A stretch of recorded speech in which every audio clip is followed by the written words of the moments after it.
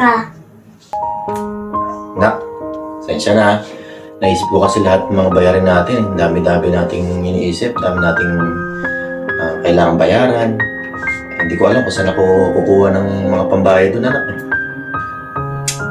Na-stress na ako, anak. Hindi ko na alam kung saan tayo kukuha ng pambayad. Ang dami-dami nating gastusin.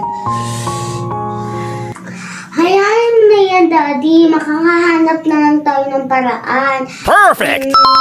Matulog kaya ikaw, Daddy, para mawala yung iniisip mo. Talaga?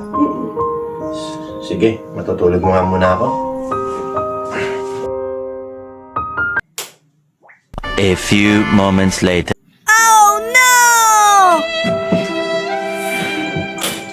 Oh, Daddy, bakit nagising ka naman agad? Ang babaw ng tulog ko, anak. Napapanaginipan ko pa rin kasi yung mga bayarin. Ano ba yan, Daddy? Bakit parang sa'kin